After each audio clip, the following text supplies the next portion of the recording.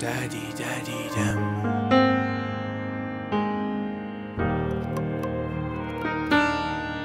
Daddy, daddy, dum.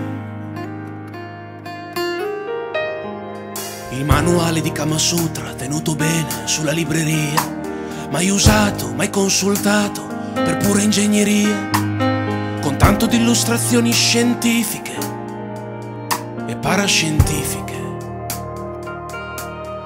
Io mi ricordo un insegnante giapponese di statura molto bassa, un organo, una chiesa, San Francesco che mi fissava, mia madre seduta nella sacrestia che mi aspettava. Ma certo che lo so che cos'è l'Eschimo, anzi ne ho uno bucato dentro l'armadio, lo tengo lì perché il tempo è indigesto, per protesta, perché l'Italia così è indigesta.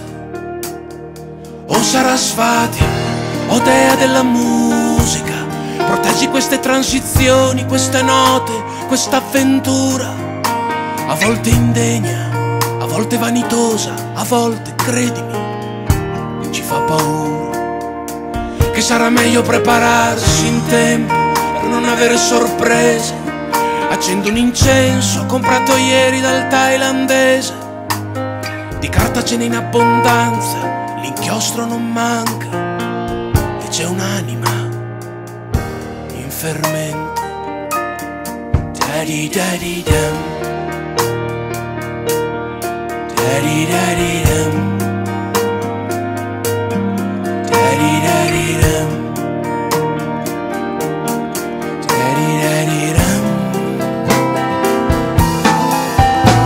Su sassi, ecco la nostra migliore calligrafia, parole che si disperdono come nel vocabolario in un secondo, come una madre che porta in grembo il suo ultimo figlio.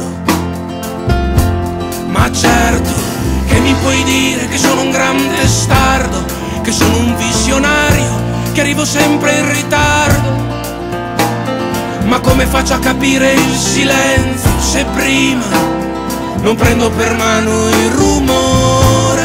Come faccio a testare il silenzio se prima non prendo per mano il rumore? Come faccio a gustarmi i tuoi occhi se non confondo un po' il cuore?